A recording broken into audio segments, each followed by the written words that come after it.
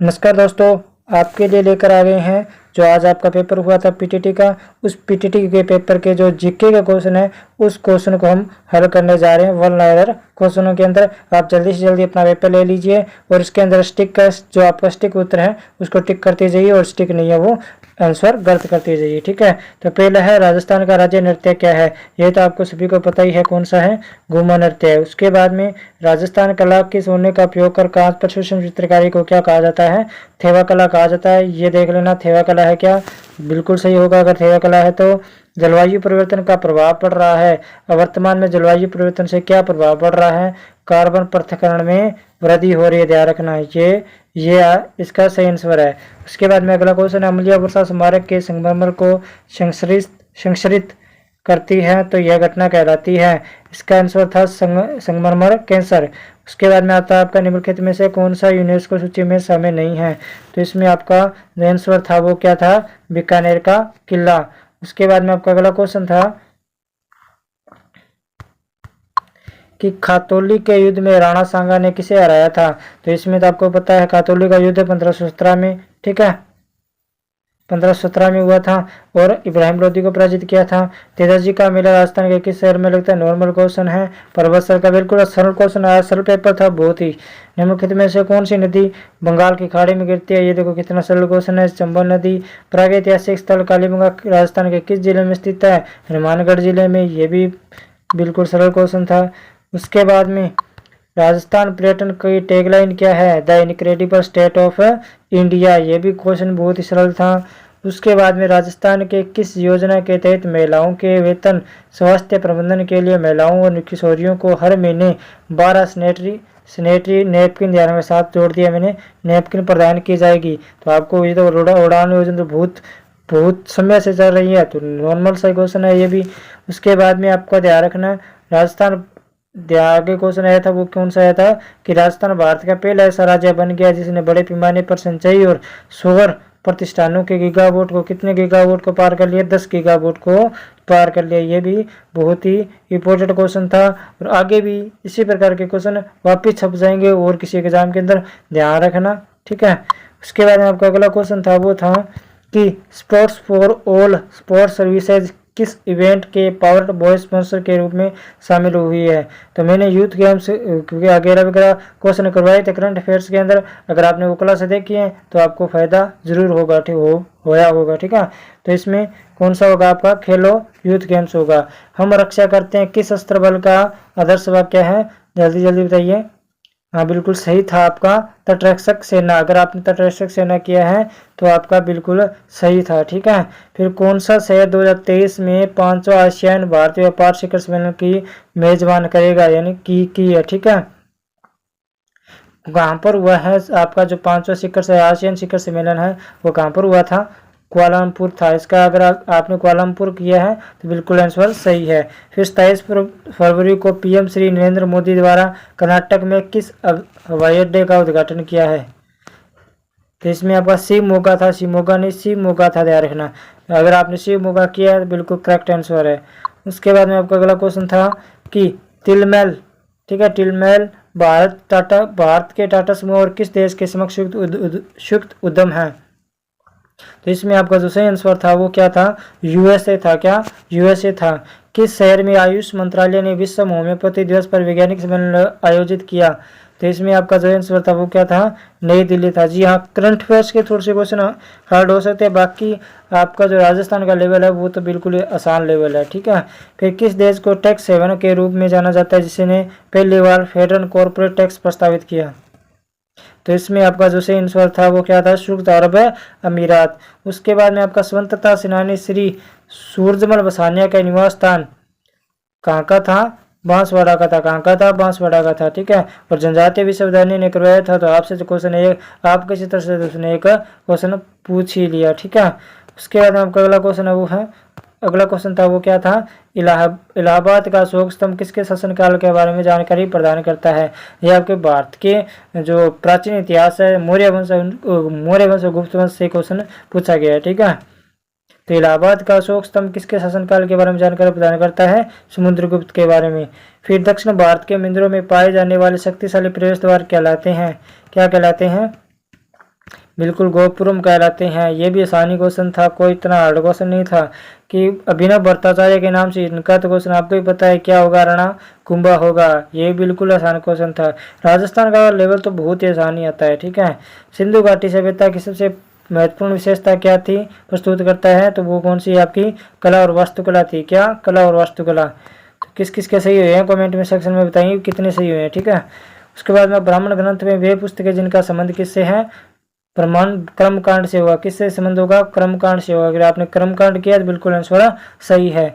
फिर आपका आ जाता है अजंता के चित्र किसके कहानियों को चित्रित करते हैं, तो इसमें आपका ध्यान रखना जातक और वर्णनात्मक दृश्यों के ध्यान रखना, और महात्मा बुद्ध से संबंधित है। कौन से के चित्र है, अजंता के चित्र में, ठीक है। उसके बाद में आपको ये क्वेश्चन वेरी इंपॉर्टेंट क्वेश्चन था, आगे भी आएगा, ध्यान रखना, ठीक है। कि 1000 फीट से ऊपर विश्व की सबसे लंबी राजमार्ग किस राष्ट्रीय राजमार्ग पर स्थित है, तो इसका सही आंसर क्या था, NH3, ठीक है। फिर 1940 के अगस्त पर, ये आपके राजनीति से आया था 1940 के, ये हिस्ट्री से भी कह सकते हो, राजनीति से भी, दोनों से भी कह सकते हो, ठीक है। 1940 के अगस्त प्रस्ताव ने किस गारंटी देकर, किस रूप में गारंटी देकर कांग्रेस से समझौते करने की कोशिश की, तो इसमें अगर आपने अल्पसंख्यक वाला किया है तो वो बिल्कुल आपका सही है, ध्यान रखना। क्या है, सही है। अल्पसंख्यक वाला किया है तो वो आपका क्या है, बिल्कुल सही है। उसके बाद आपका अगला क्वेश्चन था कि भारत की उत्तरी सीमा कितनी है, अगर किसने दक्षिण अक्षांश किया तो वो बिल्कुल गलत है, ध्यान रखना। इसका क्या होगा, उत्तरी अक्षांश ही होगा, ध्यान रखना। क्या, उत्तरी अक्षांश ही होगा, तो बिल्कुल 37 डिग्री 6 मिनट है उत्तरी अक्षांश। फिर आपको ध्यान रखना तुमलापल्ली जहाँ यूरेनियम के विशाल भंडार पाए जाते हैं निम्नलिखित में किस राज्य में स्थित है, अगर आपने आंध्र प्रदेश किया है तो बिल्कुल आपका करेक्ट आंसर है। फिर FSI 2021 के अनुसार निम्नलिखित में से किस राज्य में क्षेत्रफल के हिसाब से सर्वाधिक वन पाए जाते हैं, अगर आपने मध्य प्रदेश किया है तो बिल्कुल आपका करेक्ट आंसर है। फिर अरब सागर में स्थित द्वीपों की किसी सबसे महत्वपूर्ण विशेषता क्या है, तो इसमें आपके ध्यान रखना वे सभी क्या है, प्रवाल मूलक के हैं, यानी कि प्रवाल भित्तियां पाई जाती है अरब सागर के, ध्यान रखना द्वीपों पर। उसके बाद में आपका अगला क्वेश्चन था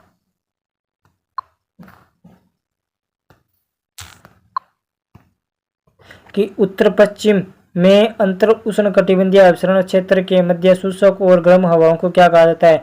देखो उत्तर पश्चिम में पूछा है, ध्यान रखना।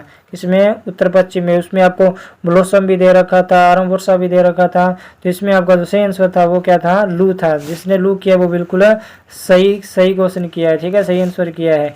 उसके बाद में भारत विश्व का किस में उत्पादित है, तो वहाँ पर मूंगफली भी दे रखा था और दाल भी दे रखा था, तो जो स्टिक आंसर था वो क्या था, दाल ही था। क्या, दाल ही था।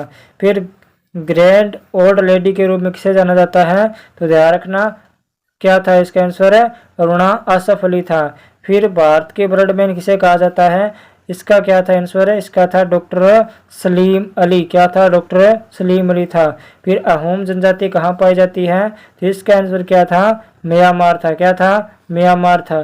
श्रीलंका नहीं था, म्यांमार था, ध्यान रखना। क्या, म्यांमार। अहोम जनजाति कहाँ पाई जाती है, म्यांमार। असम में भी, असम राज्य में पाई जाती है, ठीक है। भारत की बात करें और वैश्य देश की बात करें तो म्यांमार के अंदर, ठीक है। उसके बाद आपका अगला क्वेश्चन है वो था क्या कि निम्नलिखित में से कौन सी पहली भारतीय महिला था जो अंतरिक्ष में ही, बिल्कुल बहुत, हम तो 5वीं से ये क्वेश्चन पढ़ते आ रहे हैं, ठीक है, 5वीं से ये क्वेश्चन पढ़ते आ रहे हैं, तो इसमें तो कोई गलत होने की संभावना नहीं थी किसी की भी, तो इसका कल्पना चावला हो गया। फिर निम्नलिखित में से कौन से कार्यवाहक राष्ट्रपति नहीं बना, तो इसका क्या आंसर था, जाकिर हुसैन। फिर भारत का शेक्सपियर किसे कहा जाता है, तो इसका आंसर क्या था, कालिदास, ठीक है। और शेक्सपियर है वो क्या है, इंग्लिश का महान लेखक है। इंग्लिश का क्या है, इंग्लिश का महान लेखक है, इसी कारण है। कालिदास भी क्या है, एक महान नाट्यकार है, महान लेखक है, इसी कारण से क्या कहा गया है, भारत का शेक्सपियर कहा गया है। फिर प्रोटोकॉल का प्राथमिक एजेंडा कौन सा है, तो वो किससे संबंधित है, ग्रीन हाउस से संबंधित है। अगर किसी ने ग्रीन हाउस से संबंधित वाला किया है तो उसका बिल्कुल करेक्ट आंसर है। उसके बाद में नमामि गंगे परियोजना के मुख्य स्तंभ कौन से हैं, तो इसमें आपका वो सभी था, जिसमें आपका गंगा विकास था, मल उपचार वाला था और गंगा किस तरह की सफाई वाला था, यानी कि इनमें तीनों ही वो सही थे, ठीक है। फिर आपका आ गया यामिनी कृष्णमूर्ति निपुण प्रतिभा थे, किस में थे, भरतनाट्यम में थे, ध्यान रखना।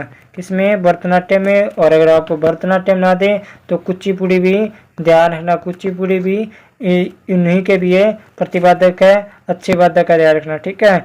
उसके बाद में फ्लाइंग सिख के नाम से किसे जाना जाता है, ये तो नॉर्मल क्वेश्चन है, मिल्खा सिंह है। फिर नोबेल पुरस्कार जीतने वाले पहले भारतीय वैज्ञानिक थे, तो ये भी नॉर्मल क्वेश्चन था। बहुत प्राचीन काल से, बहुत समय से हम पढ़ते आ रहे हैं 10वीं में विज्ञान के साइंस के अंदर था ये क्वेश्चन, ठीक है। साइंस से अभी अब देखो अब कंपटीशन के अंदर भी आ रहा है, तो ये भी बिल्कुल सही है। उसके बाद ओजोन परत ये किसी ने किया है, तो उसका बिल्कुल सही है। ओजोन परत की रक्षा के लिए निम्नलिखित में से कौन सा सम्मेलन है किया जा रहा है, तो ध्यान रखना वियना सम्मेलन, ठीक है। कौन सा सम्मेलन है, वियना सम्मेलन। उसके बाद अगला क्वेश्चन था कि इनमें से किस गैस को सरकार द्वारा प्रदूषण निवारण और नियंत्रण अधिनियम द्वारा निश्चित सीमा से अधिक कार्य करने की अनुमति नहीं है, तो वहां पर आपको ग्रीन हाउस पता था, ग्रीन हाउस था, तो इसमें आपको ग्रीन हाउस नहीं दिया, तो ये क्या था, इनमें से कोई नहीं होगा, ठीक है। फिर रामसर संरक्षण क्या है, रामसर संरक्षण क्या है, एक प्रकार की आर्द्रभूमि, आर्द्रभूमि वाला जिसने भी किया है उसका बिल्कुल करेक्ट आंसर है। फिर निम्नलिखित में से कौन सा अधिनियम भूमि और अन्य संसाधनों पर जंगल में रहने वाले समुदायों के लिए अधिकारों से संबंधित है, ये थोड़ा सा क्वेश्चन क्या था, हार्ड था, ठीक है, हार्ड क्वेश्चन था थोड़ा सा। तो इसका जो सही आंसर था वो क्या था, वन अधिकार अधिनियम 2006 था। उसके बाद में आज का क्वेश्चन होता है हमारे कंप्लीट, ठीक है। ये थे 50 के 50 क्वेश्चन, वेरी इंपॉर्टेंट क्वेश्चन थे, बहुत ही मजेदार क्वेश्चन थे। थोड़ा लेवल हार्ड था, थोड़ा लेवल क्या था, सरल था। अभी मैं आपको जरूरी सूचना बता देता हूँ कि 30 तारीख या 28 या 29 तारीख को जब भी मैं आपको क्या है BSTC का बेंच स्पेशल स्टार्ट करने जा रहा हूँ, जिसमें आपकी वन लाइनर क्वेश्चन के माध्यम से प्रत्येक टॉपिक करवाया जाएगा और उसको आपको समझाया जाएगा, ठीक है। तो जो आपके अगर बहन भाई हैं तो BSTC में जो सिलेक्शन चाहते हैं तो मेरी क्लास के साथ जुड़िए। थैंक यू, धन्यवाद। और वीडियो को ज़्यादा से ज़्यादा शेयर कीजिए, चैनल को सब्सक्राइब कीजिए, ताकि BSTC का मैं आपको जल्दी से जल्द बता दूंगा कि कब बेंच प्रारंभ करने वाला हूं, ठीक है, और कब क्वेश्चन बनने वाले हैं, किस प्रकार बनेंगे, क्या शेड्यूल रहेगा, उसकी संपूर्ण चर्चा मैं आपको एक वीडियो के माध्यम से बता दूंगा। तो जल्द पहले चैनल को सब्सक्राइब करें, वीडियो को ज़्यादा से ज़्यादा शेयर करें, ताकि आपके दोस्त भी आंसर की को मिला सकें।